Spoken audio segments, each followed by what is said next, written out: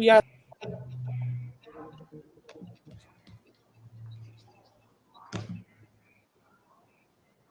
We're live.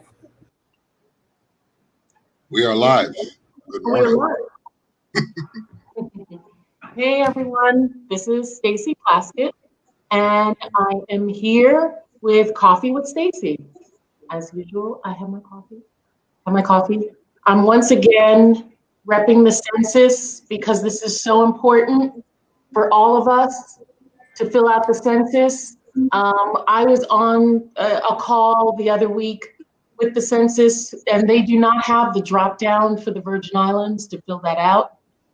They recognize that for some of the smaller territories that was not done, and that makes it more difficult for us, particularly with the COVID pandemic, to be able to fill it out. So they've extended the time for the census for all of the territories as well as the United States based upon what's happening with this pandemic, so that people are in fact able to fill out the census, which determines funding, which determines education, which determines resources that go to your community. So too often, African Americans, communities of color are underfunded because we are not counted. Even if you are not a citizen, if you are a resident and you have other people living in your home who are not citizens, my committee in Congress fought to get off the census, to get out the citizenship question. So if you are even not a citizen, you must be counted, because that household, all of the members must be counted. It will not be held against you. No one's coming after your family because someone in there is undocumented. The census is for funding. So just want to let everybody know about that. This has been a really, really difficult week for so many people. It is an eye-opening week for many Americans, many people around the world, as America comes to a tipping point of recognizing what has been long known by so many people, the systemic racism that has built the foundations of this country and so many countries. Let's not be fooled. You know, it's nice that London marches with us, but they have played a tremendous role in the creation of this as well. All of the European countries that sat down at the Berlin Conference and carved up Africa and determined who was going to have what rape and pillage of the continent that they were going to do. So do not think that any country is particularly so much better at this than we are. I think the greatness of America is that we can continually change and evolve and reckon with ourselves. Canada, right above us, they have Indigenous people issues, issues with Black Canadians, with their immigrant community. Their president has even said so. I think the problem we face right now is we have the leader of this country is not willing to say that, and has created an environment that allows open and blatant acts of racism in this country. I thought it would be great to have some guests, individuals who I care very deeply about, have a great deal of respect for, to give perspective and their thoughts on what is going on in this country right now, and possibly some ideas and some solutions about where we go. So Japera is in the background. She runs all things. She is the wizard behind the curtain. Japera Krieger kind of tells me what to do and is our social media maverick guru. But we have with us Ashley Scotland, who is here on St. Croix. Ashley works in, was originally in IT, but is working more in a management function right now here on the island of St. Croix. Lived for many years in Washington, D.C. He's the what? What's that? Oh, he was the former executive director of Save Our Sons. He'll have to tell us about that. And then we have Frank Robinson. Frank is a business owner, cultural, iconic maverick here in the Virgin Islands, has also lived in the States. And I thought it would be interesting to have people who are Virgin Islanders, but who have also lived in the mainland and understand the dynamic and have experienced the dynamic that is going there. And then my ultimate, very special guest, Ashley, Frank, I love you guys, but Greg is my brother.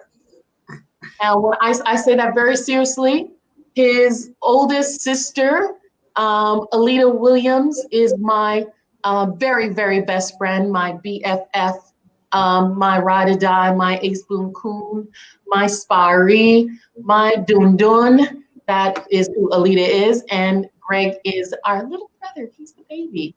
But Gregory Parks is Dr. Gregory Parks is a professor, law school professor, and has done a lot of research and lecturing, writing on the subject of racism, of bias, all of that stuff. So how do we even begin? Ashley, you like to talk. You're a good talker.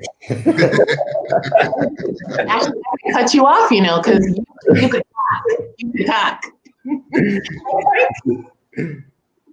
So, Ashley, how has this week what has this week conjured up for you? What are the thoughts that come to mind when you've been thinking about what's happening in this country right now? In our country, because this is our country. Well, one of the things that it brought up was my experience at American in my undergraduate years. A 17-year-old Afro-Caribbean, first time living in the States, coming from a place where we were the majority. Not to say that we didn't have our issues here, but being a place where you're, finally the minority that you hear so much about. And then interactions with law enforcement officers. So literally yesterday, I spoke to one of my friends about an incident that happened in my freshman year at American, where we were stopped by police officers, surrounded, accosted, and we were fearful for our lives. Cops surrounded us. And it was a clear case of profiling. So a local CVS that we were at earlier had been robbed by one male.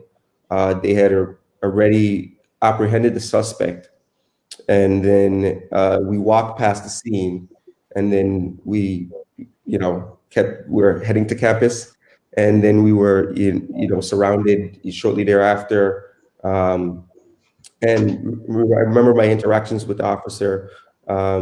Having to explain to them that I go to American, officer not believing me even after he saw my ID.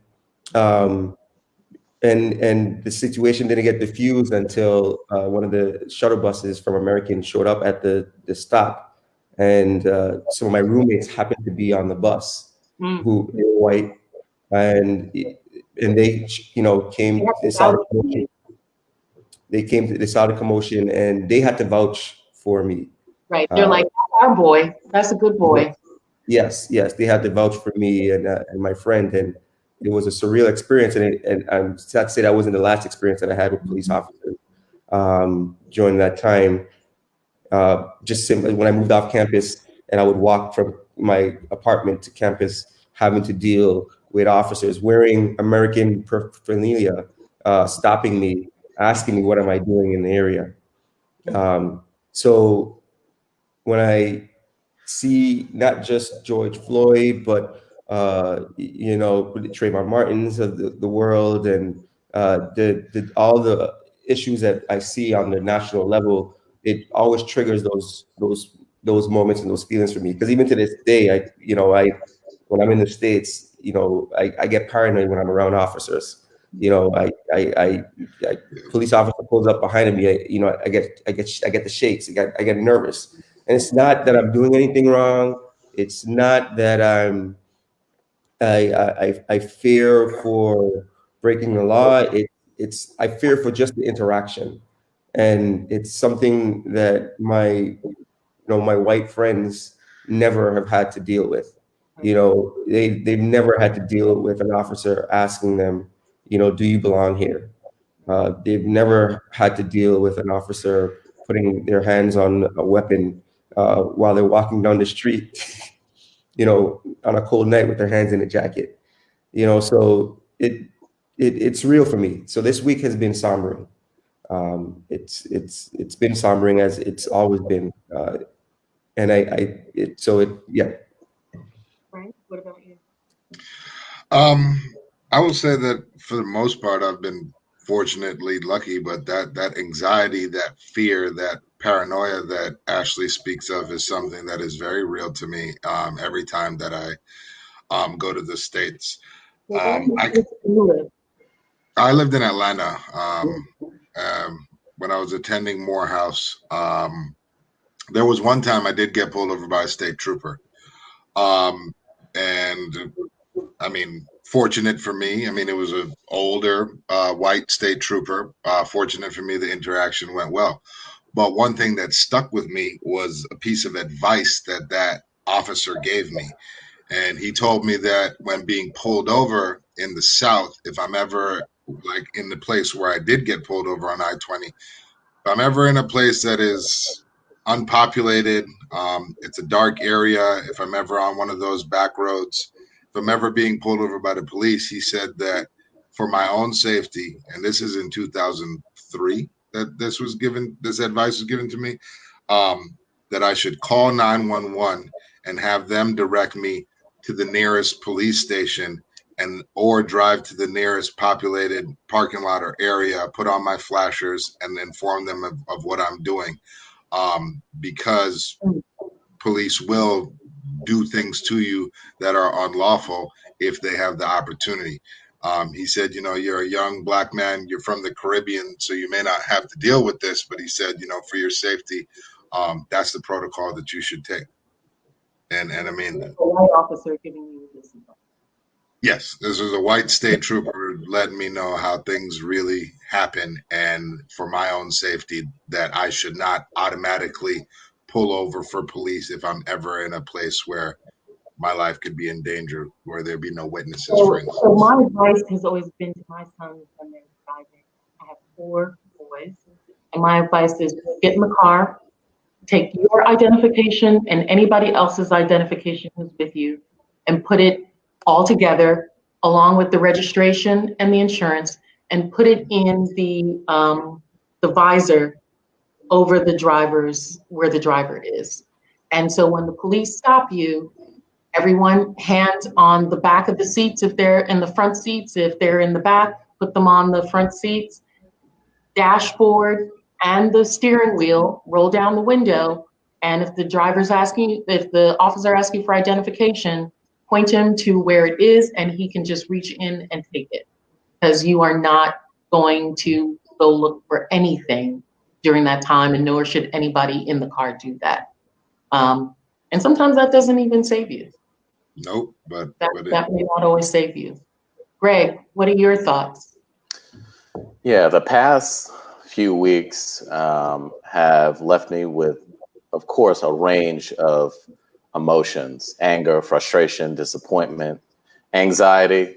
But 2 of them have been optimism, in the sense that you see such an outpouring of outrage and protest from a multiracial coalition of individuals.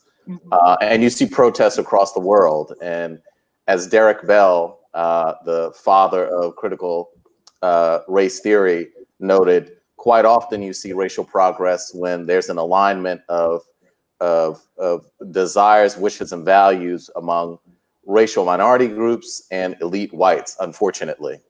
And I think you're seeing some level of alignment now.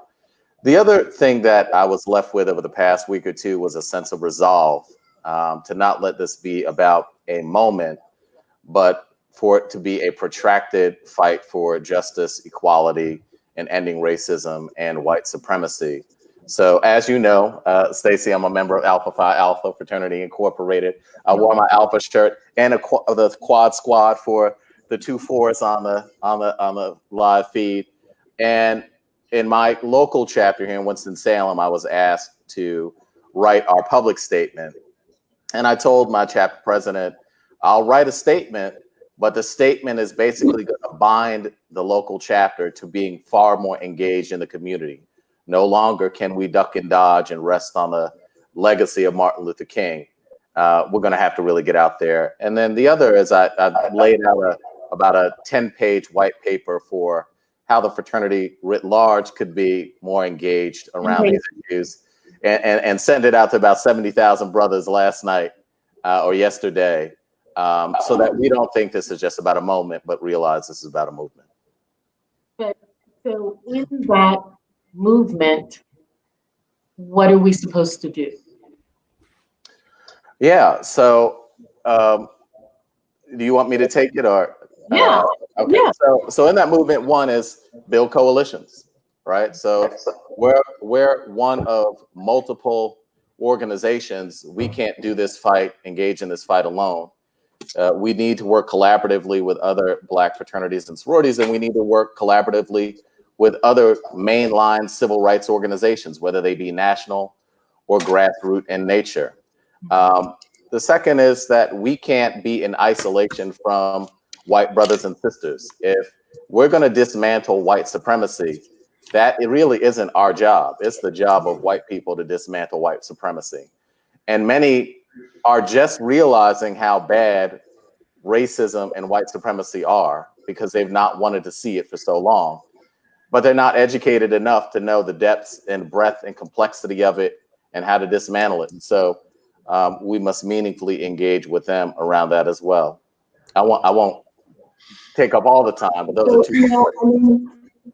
For the Congressional Black Caucus, one of the reasons I think that it took a moment to hear from everyone is because there is so much to be done, right? Right.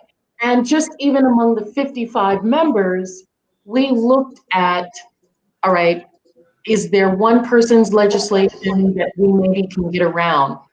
But we had about 70 pieces of legislation, and they were all important, right? They weren't just talking about police brutality, excessive use of force, a required national database. They were about education. They were talking about community policing. They were talking about systemic issues in communities, that cause them to have poverty, which allows policing to occur in the manner in which it does. It was talking about, how do you encourage, C-suite, the Rooney Rule, right? Where companies are interviewing, they put themselves to a requirement that they will interview people of color in the pool of people that they interview for C-suite jobs, so that there's diversity at the highest levels of businesses, so you don't end up with an incident like you had at Starbucks several years ago. And I know that we're going to be rolling out one right now, which is laser focused on reforms in policing around this country. And that will be out on Monday. But there are other issues like, Senator, what's that joker's name? Ron Paul. Senator Rand, the day of mourning, the National Day of Mourning for George Floyd, which is really a day of mourning for all of the Black people that have been killed by this. That's when he decides that he wants to stop the anti-lynching law in the United States. So it's stuff like that that's going on in this country that I agree with you. There's so much to be done, and we need to take meaningful bites out of this elephant one day at a time. Frank and Ashley, one of the other things that has been very interesting to me, I'm exhausted, right? Yeah. I'm exhausted because I'm doing my work. I'm trying to have my children in a meaningful way navigate through this, be a part of this. I insist that everybody in my house protests, because you are not going to turn around and you're 50 or 60 years old and your grandchildren ask you, where were you? And you were watching it on TV. You weren't a part of it. So you're going to be a part of this, what I think is a shift in this country. But then I'm also educating people on social media at the same time. I have a private group with my classmates, and I went to, a very exclusive boarding school in this country, and several of them came to me because another classmate is a racist. And, they're like, look, do we remove him from the group? But my thing is like, that's for y'all to decide. That, like you said, Greg, that's for, I want white people to do that. That's not going to come from this Black person. That's going to come from y'all. And actually, I'm still going to stay friends with him because I want to know what the heck he's saying on a regular basis. But the other thing that I find interesting is particularly in the Virgin Islands where there have been a segment of our community that do not believe that this is our fight, that we have so many other fights right now, our own systemic racism, the vestiges of colonialism, the actual colonialism that we experience as part of the United States. What are your thoughts about that? Well, I'll go first, actually. My thoughts are that it's absolutely our fight. I think a lot of people are downplaying this fight to be just about the death of George Floyd, when it's really a fight not just for his death, not just for police brutality, but really a fight against the entire system of racism that allows these things to continue going on.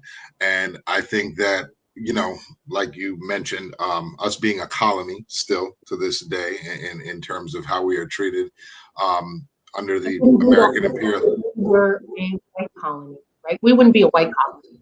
No, we're a colony because we're Black. We are a colony because we're Black. That is a fact. As a law professor, there was a whole series of cases called the Insular cases from the early 1900s, which actually say in the case law, people who live in the territories are alien races who cannot understand Anglo-Saxon principles of law. Of course, it's no surprise that the person who wrote the court opinions also wrote the opinion for Dred Scott. And Americans have agreed that that was inappropriate and cannot remain as constitutional law. But the fact that we are alien races has been upheld by the Bush administration, the Obama administration. Eric Holder has upheld that shit, as well as this present one. Yeah, and we still remain second-class citizens. So, I mean, I definitely think that it's our fight to fight up against American imperialism, racism, and, fix our problems here at home before it does infiltrate our system. I mean, right now, what I see us going through is a period of somewhat neo-colonialism. Right now we have a large influx of continentals moving into the territory, many of them without any ties to the territory, without really being here or ever visiting the island. The only reason that they're moving here is because property values are great and we are part of the United States of America. So you don't have to go through any hoops and hurdles to really get here. All you have to do is be an American citizen, and you're entitled to all of the rights of our territory, even somewhat to more rights than we have, as long as you have money. So even though we're not directly affected by police brutality, we are absolutely affected by the American imperialist racist system that governs us. Every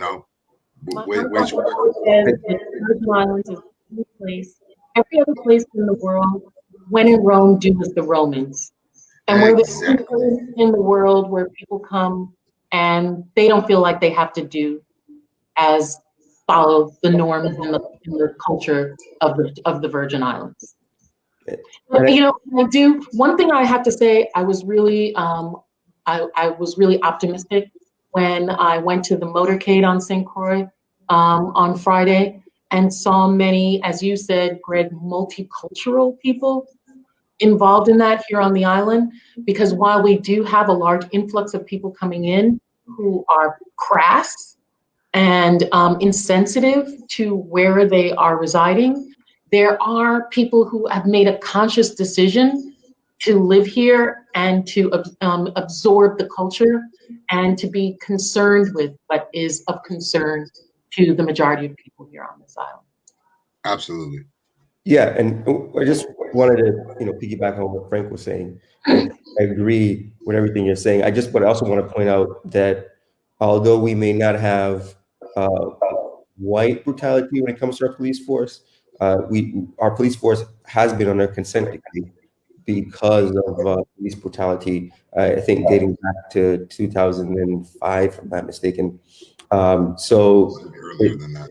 yeah, it might, it might have been even earlier than that. So I just wanted to put that out. So when protests are happening, it is against the system, and as the doctor I think eloquently stated, I think we need to move past of this being just a moment and talk about it as a movement. And as the tide rises, it lifts all ships. And I think that is why it's important for us to be a part of this, because of the things that have been stated in this conversation, like the insular cases. This may be a good time to start applying pressure on the judicial branch to revisit this, especially as the tide starts to rise, as we're talking about racial inequality. We look at that, like getting back our gasoline excise tax, with the case of that money was too much for us as the refinery is about to open up. I think another thing that we could revisit, because one of the issues that we have here in the Virgin Islands and in other territories, because of the fact that we are colonies, because of the fact that the insular cases, pointed out that we or erroneously said that we were aliens and we didn't have the aptitude, is that we aren't reimbursed on a lot of federal programs at the appropriate levels that be, which causes systematic issues in our local government here. And all of these things are tied to the racial the racial injustices that have happened in the United States. And I think that's a direct impact here to the people here in the Virgin Islands. So, and that goes down, as a person that has worked as Save Our Sons, you mentioned it. And I've seen a lot of people on social media kind of talk about, well, we have, black on black crime here. Well, statistics will show you that races tend to commit crimes within races. So whites on white crime is just about the same percentage as you'll see black on black crime, as you'll see Latino on Latino crime, as you see Asian on Asian crime. It's just crime within the community. Crime within the community. And what you also have to take into consideration, especially within the Black community, where you see some of these high crime rates, is that there are structural injustices that exist there, with underfunded school systems, that, as we know, the school to prison pipeline that leads to over-policing of communities, which is why we tend to see a lot of these issues that are all systematic, and that need to be addressed. So I worked on the preventative side for years, where I worked with our local school systems here, John H. Woodson, Elena Christian, where we identified, with the help of the school counselors and the principals at those schools, not the high achieving kids, not the kids that are in the middle rut, but the kids that you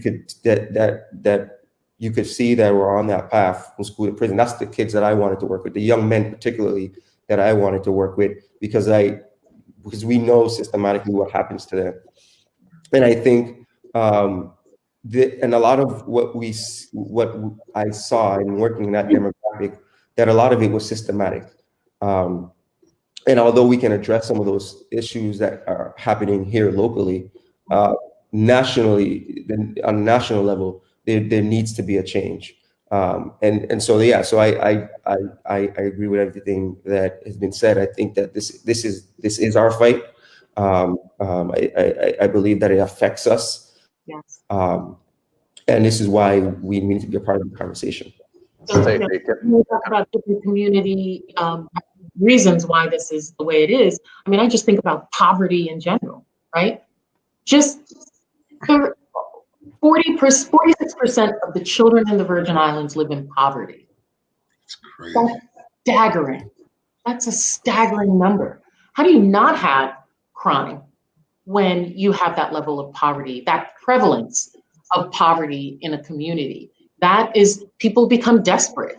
You know, it's so interesting. When I was a prosecutor, you go through general, court cases, misdemeanors, then you are sent to the grand jury, and then you have to specialize in a particular kind of prosecution.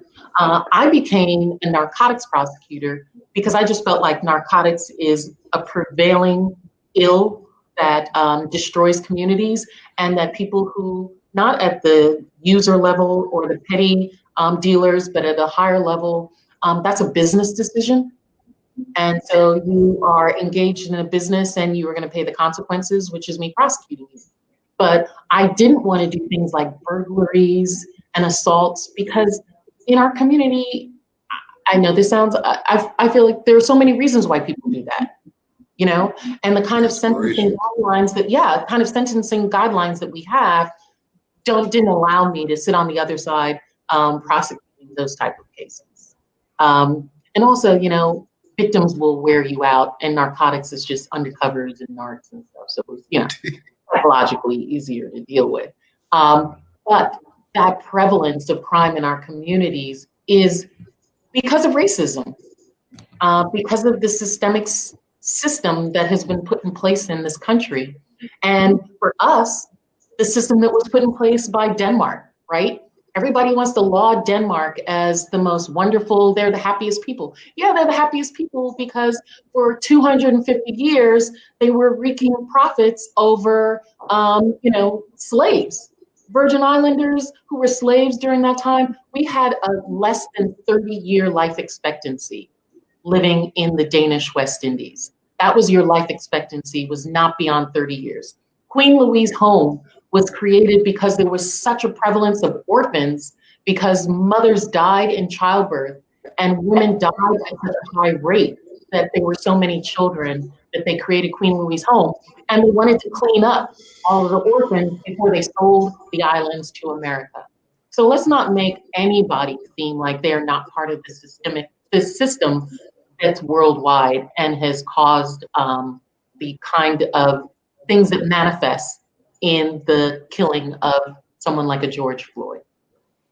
Yeah, if I could add, I think the thing that many people are just waking up to these days is that this is about not simply an individual being racist or a police officer or a group of police officers killing individual Black people. It's about an entire system that is worldwide, premised on the notion that white people are better and should have more of the pie than people of color, generally, and Black people in particular.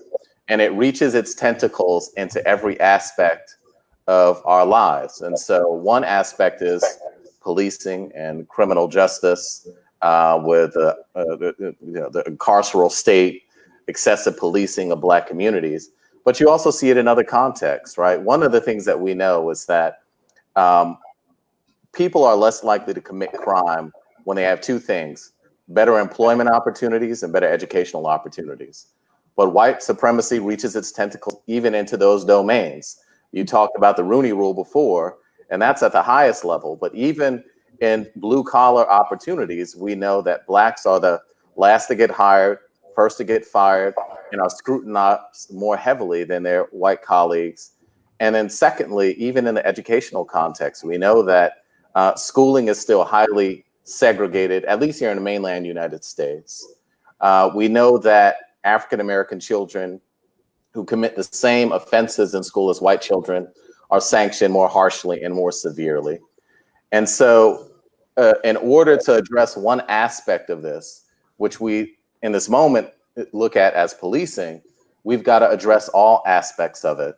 And then the second point I'd make is if there was a Hillary Clinton who was president right now, and you had a Democrat or a liberal who was the head of the DOJ, I suspect you'd have these protests going now, but you'd also have, as Ashley pointed out, consent decrees on many police departments.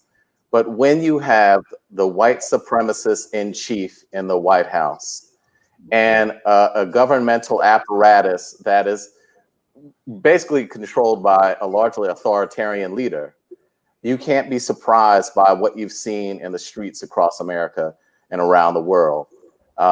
One of the large steps I think we've got to take in addressing the issue is we have to get Donald Trump out of the White House.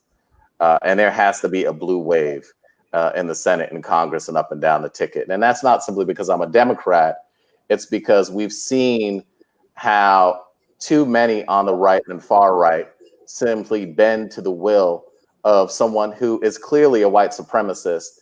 And that does not speak to the values that I think either political party espouses. What do you mean he's a white supremacist? He says he loves people out. He said he's a white nationalist. That's just code. And what I also want to point out and add on to what Gregory pointed out is that not just a blue wave on the national level, but I think where we see a lot of these issues happen is on the local and municipality levels, where you have the ability to elect sheriffs, where you have the ability to elect prosecutors, where you have the ability to elect judges. And these are crucial decisions. And a lot of times, minorities go to the ballot box and focus on the national level and neglect these lower races that have direct impacts on their lives.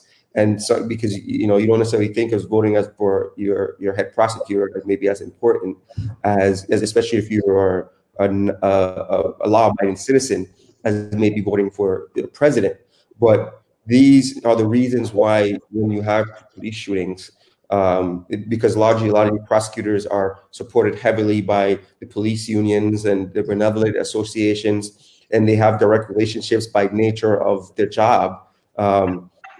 And you'll see, even in cases where they should be charged right away, you'll see prosecutors take the path of sending it to a grand jury instead of, taking it to a pretrial hearing where they're addressing charges. And so these are things that are also important and things that we have to stress when we talk about the blue wave and voting up the ticket is also do not forget about the down ticket.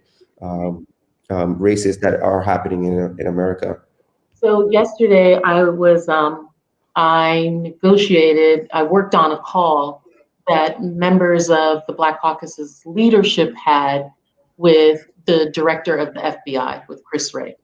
And part of the reason that I focused on the FBI was because of what you were talking about, Dr. Parks, is that this administration has completely gutted the Department of Justice's mechanisms for bringing justice to American people.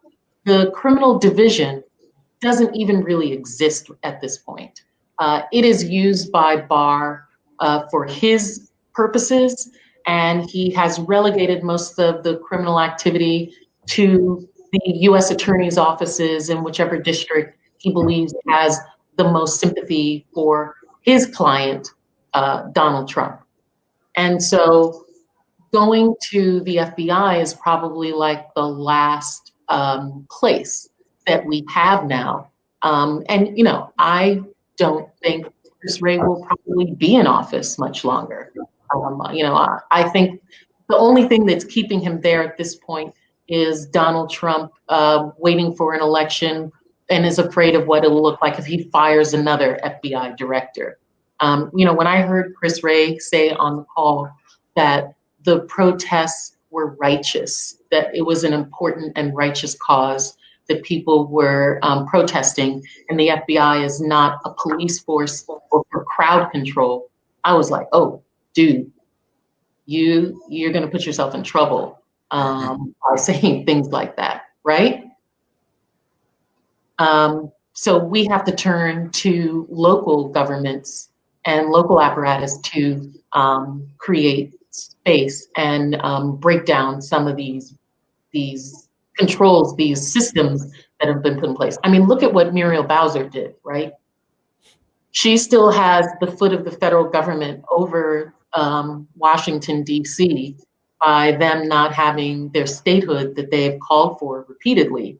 Like many other countries have done with their state capitals. But she was able to get in what she could by, using the office that she has. requesting that the New Jersey governor remove his National Guard from Washington, D.C. And just, I can't even imagine what the White House thought when they saw those signs being changed on the street and the road being painted, right? Right. I texted her, I was like, girl, please kryptonite to that man. You give further evidence of why we kryptonite. And then Yamiche, Alcindor questioning him in the Rose Garden yesterday. We just continually have to bring it to him. But you're correct, Dr. Parks, that ultimately it is about the election. And one other thing I'd add, I mean, I agree with the sentiment sort of that all politics is local. I think most politics is local.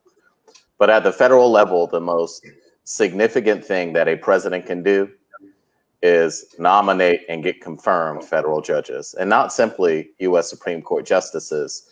But we've seen Donald Trump be able to get confirmed with the support of Mitch McConnell. Record numbers of U.S. District Court and U.S. Court of Appeals judges. And God knows what would happen if he's given a second term, especially with the Supreme Court, but more broadly with judges. And for the audience who don't know, federal judges have a lifetime job. So if Donald Trump nominates and gets confirmed some 35-year-old judge, that judge could sit on the federal bench for the next 40, 50 years, overturning laws that have supported our community, not simply here in the mainland, but there in the Virgin Islands as well. And that is just something that we cannot afford to have happen. And to add to that, I've been reading, articles on the Hill where McConnell has been pressuring older judges to retire so they can appoint newer, younger, right-leaning, Trump-aligned judges. Mm-hmm. So that is a major issue that we're going to have to deal with in the future. It's terrifying. So, Dr. Parks, how did you come into this profession and focusing your work in this area? I was always curious about human behavior. So before law school, I got a PhD in psychology. As I posted on Facebook the other day, I grew up in the Hamptons on Long Island, New York. And it was a predominantly white community, predominantly white school system. And oddly, listening to groups like Public Enemy and reading their lyrics and hearing about Chesimard and X and honestly and Farrakhan and the Black Panthers and reading, it raised many questions about issues of race. And for me, the question more broadly was, how could I use my education to have a fulfilling career, but also address some of the needs of our communities? So went and got a PhD in psychology and a law degree, and to a large extent write about race and law and social science issues. And I mean, Ashley, Frank talked about experiences they've had where race has been an issue. Do you have any of those experiences? Yeah, many. I mean, I think back, I saw a post on Facebook asking, was the first time you had a gun pulled on you? And I thought back to when I was 17 in Chicago at a conference. And my best friend and I at the time were walking down the street at the last day of the conference. And he was about a half a block ahead of me trying to get to Western Union before it closed. And 2 or 3 Chicago PD cars pulled up. Officers jumped out. They asked me if I could stop. Me being oblivious to the situation, I thought that they were just some nice cops who wanted to chat. And one of them asked me if why I wasn't in school. And I said, well, I'm here at a conference. And a cop grabbed me and I shrugged the cop's hand off of me and backed away. And a woman cop, these were all white cops, pulled out a gun and put it to my head and said, don't move. And the cops frisked me. And I said, if you want to call my parents, they're both public school educators, if you want to know why I'm not in school. And I remember the police officer saying, we believe you, but the last time we caught one of you guys out here, you had a knife on you. And so my best friend was walking back down the block towards me, and he was raised in the Nation of Islam, and he was from the Bronx. And he said, Brother Greg, you know what time it is. You know what they're doing. And we walked off, and he was so casual about it. And he said, that won't be the last time you experience that. And so it wasn't the last time I experienced it. You know, I have been thinking about like my own experiences. And of course, I have those that are like that violent that you talked about. I remember I lived in not a good area of Maryland while I was in law school. And I was coming from class, and they must have been doing a sweep in the area. And they wouldn't let the cars go by to me to get into the apartment complex where I lived. Now, mind you, I was pregnant at the time. And I was coming from law school. It was late, and I had my bag with some of my books. And I got out of the car because you couldn't get through. And I wanted to walk to the apartment because being pregnant, I had to use the bathroom. And, and I mean, I'm like 7 months pregnant. And so I get to the police officer and I use my, the appropriate voice. Excuse me, sir. I know that you have a lot going on here, but might I be able to get through? I live in there and I really have to use the bathroom. And I point to my stomach. And he's like, was dismissive, used some expletives, told me I needed to wait, if I didn't stop, I was going to be detained. And I said, if you detain me, what is the predicate for that stop? And that legal term flipped him out and grabbed the back of my head, threw me on the back of the car, my books. And the ironic thing was, how you play things back in your mind? My books flew out, property law, constitution law book are splattered on the ground. And I'm like, I'm coming from class and I need to get home. And he's like, yeah, sure you are. It was just the craziest scene. So I think about that violent one, but then I think about the ones that are even more painful that are not violent, right? I think about when I was in high school and teachers, about teachers who assume things about me, right? So I went to, as I said, this boarding school. There weren't that many of us there, 900 students, a couple dozen of us in the school. Most of us are on scholarship. Most of us are just on that grind, trying to excel. My thing was, and I had this thing in me that I have to do really well, because if I don't, it'll make all of us look bad. And I can't have that happen. I can't have my parents disappointed. I can't have my race disappointed. Like, that was a conscious thought that I had. And so I was, I was varsity from freshman year in my sport. I was, a prefect in the dorm my senior year. I was student council president for several years at the school. And I remember I had this girl in my dorm who I was a prefect for. This was a sophomore, I was a senior.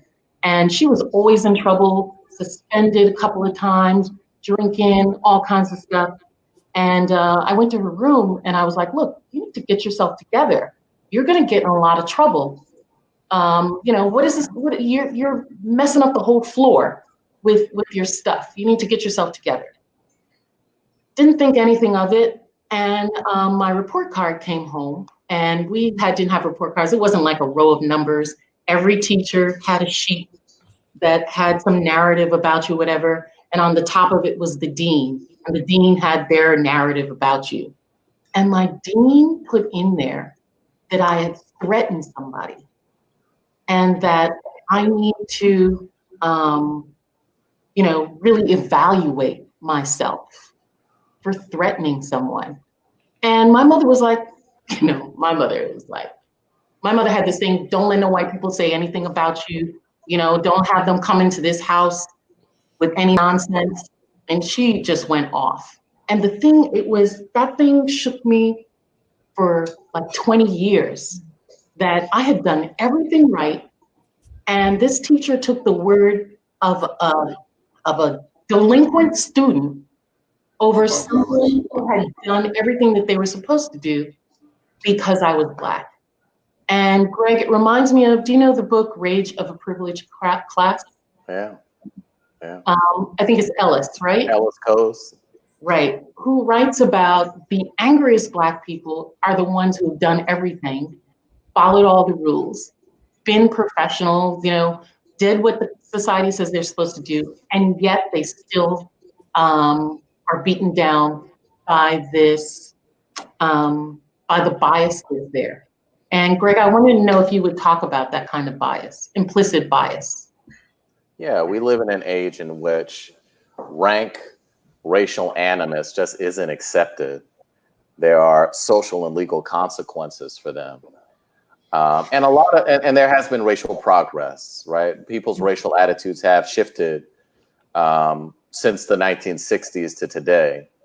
But what we do find is that at a subconscious, automatic, or implicit level, the vast majority of whites, 90 some odd % of whites, automatically associate negative things with Blackness and positive things with whiteness. And about 60 some odd % of racial minorities do the same. And about 30 to 60% of Black people associate positive things with whiteness and negative things with Blackness at a subconscious level. And not in every circumstance or situation, but in some. And consequently, it triggers certain behaviors, right? You could have a cop who sees him or herself as a racial egalitarian, but they automatically associate negative things with Blackness and engage in consequential behaviors with Black people. So, for example, there's a study that finds that that people automatically assume that an object in a white person's hand is a benign object, even when, come to find out, it's a gun. Yep. And they automatically assume that an object in a Black person's hand is a weapon, even if it is actually a benign object like a cell phone. Or a poster. Right. And so, and that's, I remember one time Minister Louis Farrakhan said, in order for the world to change and racial dynamics to be better, white people have to come out of the mindset of white supremacy. And to some extent, I think this is what he means, that even the best white person who has Black friends, they may often see whiteness automatically as something that's better, that's superior. And that it'll be a long, hard struggle to reject that mindset, to have the kind of society and world that we claim that we want, including whites. And that's a scary kind of work because it necessitates taking a hard look in the mirror and evaluating oneself, and then engaging in a process of stripping away a set of perceptions and a view of the world and values that has been so endemic to society and to that individual all of their lives. Dr. Parks, we had a question. Do low education levels play a role in police officers' actions or ill treatment, abuse of minorities? So the question is, if you took a person who's a police officer and they only had a high school education versus someone who had to have an associate's degree or bachelor's degree, would having greater education make it less likely that they would engage in deleterious behavior towards? I think so.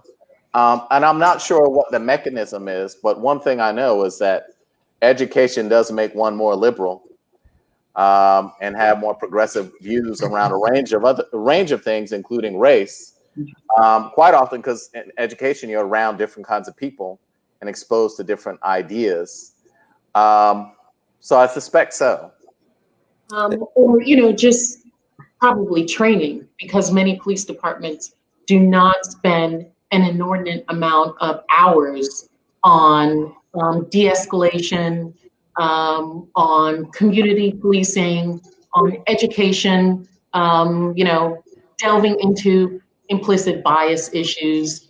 They don't spend a lot of time in educating police officers in that area.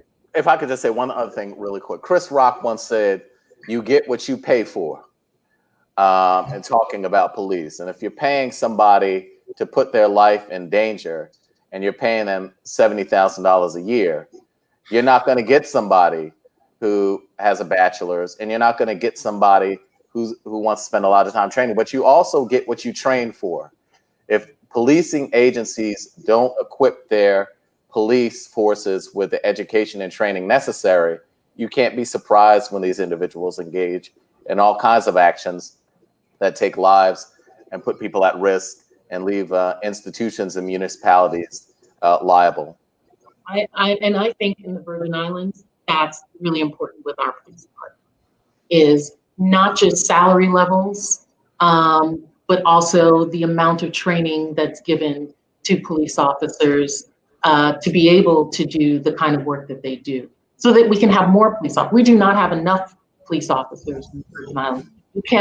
They do not pay people enough to be police officers in the Virgin Islands. But Ashley, when we're talking about this movement and what this means moving forward, you have a small son.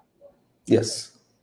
So how do you raise a Black son in this environment? What are the thoughts that you have? Have you been putting any thoughts to, how do you prepare your son?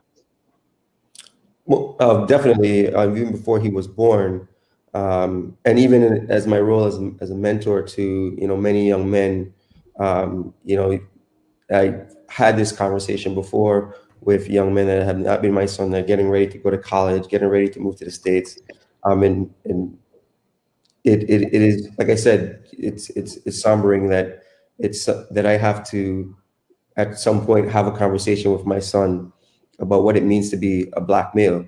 What it means to and it's not just dealing with police officers, but also in educational settings, right? If you go to a PWI, it's also in corporate America if you get hired.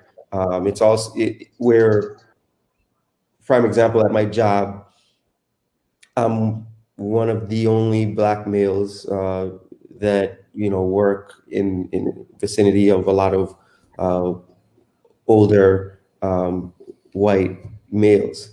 Not that it's been told to me, but I feel that when I go to work, I dress up. I wear long sleeves to work every day. I wear slacks to work every day. Whereas some of my colleagues come to work in a t-shirt and polo, and it's acceptable, and it's something innate in me. Not necessarily that's something that was told to me to do, but it's that pressure of being an African American male in a white dominated environment where you not only have to be better at your job, but you also have to look the part, right? Because there's an implicit bias that you kind of recognize that may exist by others as to how and why you're here, right? You gotta be twice as good to be just as good. It's almost like you always have to be on point.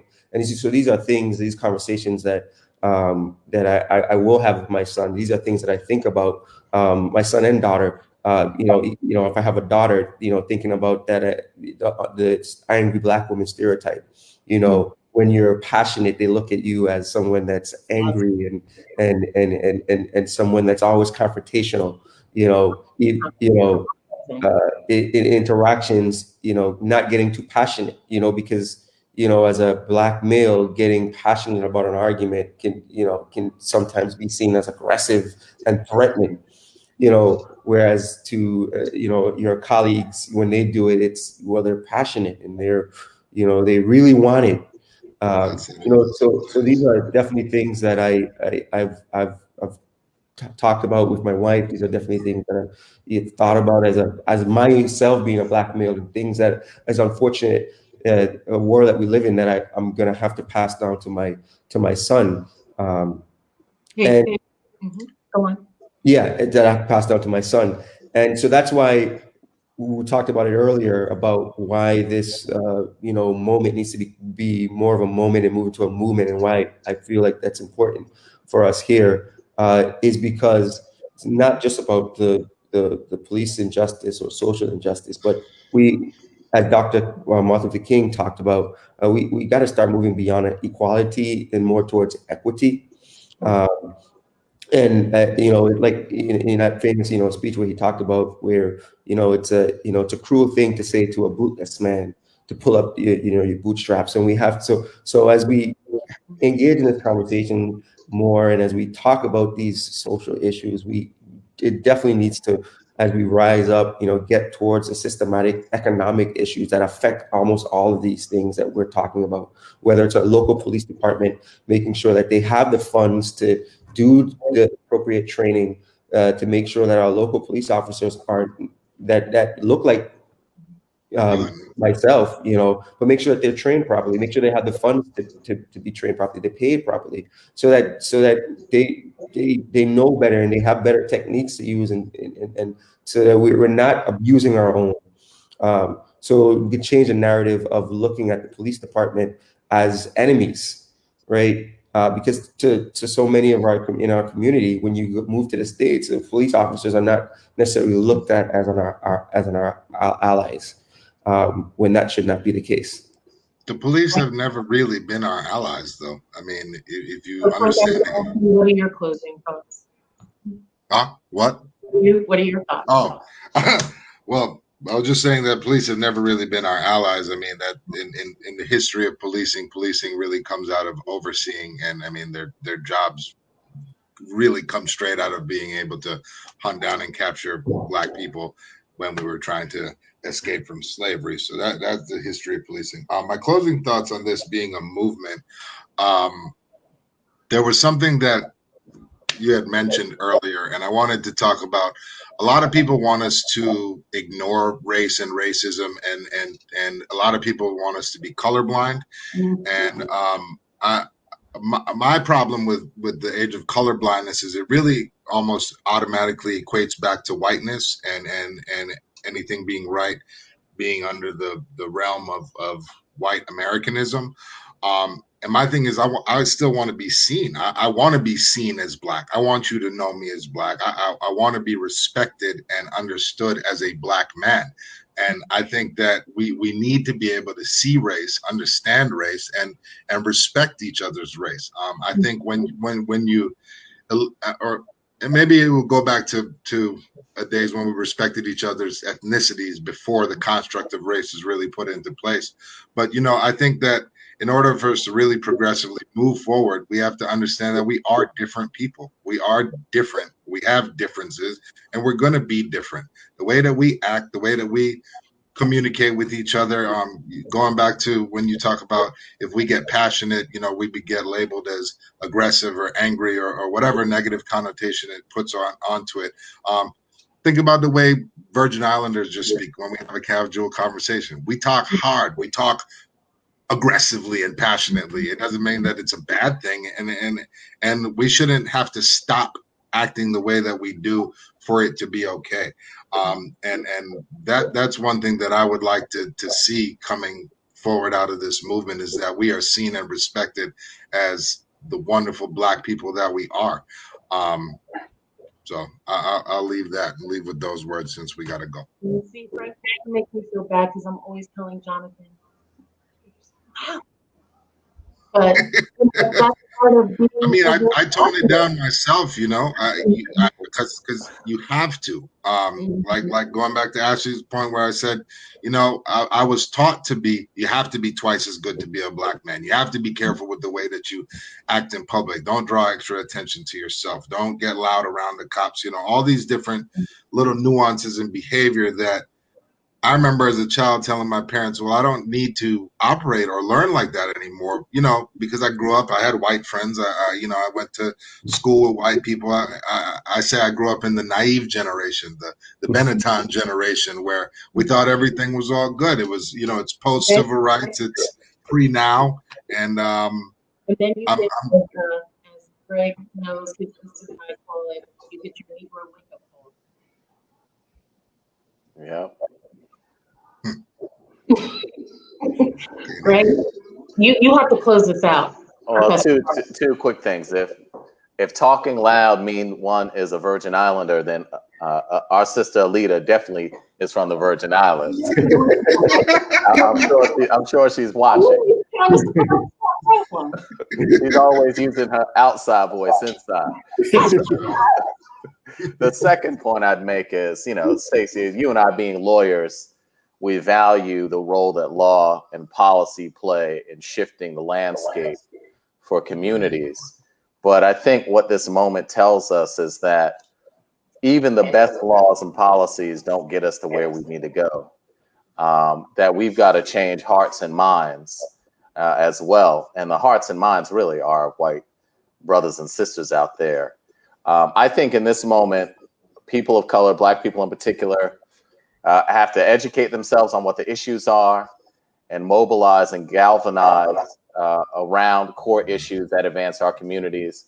But we also need allies, and we need informed and committed allies. And so we must engage meaningfully with white brothers and sisters, because that is really what reduces racism. Meaningful relationships and engagement between people of different races, and educate them, not exhausting ourselves in doing it, right? There's a lot of homework they need to do, but educating them and bringing them into the fold, as we've seen the past 2 weeks, to work side by side with us to bring about systemic change and toppling white supremacy and racism. So, Greg, I'm going to give you two different ones. For a Black person, what 2 books, 2 movies should they watch? I would read the autobiography of Malcolm X. Changed my life. I'd read that because I think it shifts your consciousness. And then maybe The New Jim Crow would be the other book. 2 movies. When They See Us is probably one. And then one that isn't as serious, I'd watch Do the Right Thing. Okay. Yeah. And for our white brothers and sisters who want to, as Frank just did, be our allies in this, what 2 books should they read and what movies should they see? I'd probably say similar, but I'd read White Fragility. If I was a white person, why it's difficult for them to think and talk about race. And I'd watch the same movies. And I'd probably read not the autobiography of Malcolm X, but Michelle Alexander's book on race and incarceration. Well, gentlemen, love you all. Thank you so much for spending this morning with me. And so many of you who were putting questions and had things that you wanted to share. We've been watching, trying to respond. We're gonna, Greg, we're gonna call on you to come up with a list for us of books and, other resources. If there are other organizations that we can be engaged in, Ashley, if there are local organizations that Virgin Islanders here can link themselves to, we're gonna share that on social media. And I want to thank all of you who are in the struggle with us. This is an American problem. This is not just a Black problem. If we want our country to be everything that we desire it to be in its best place, we need all hands on deck at this time, all hands and all feet marching in whatever way that is for you in your life. And thank you for being a part of us being not just a moment, but a movement and moving forward. And see you guys in 2 weeks. Thanks so much. Thank you. Take care.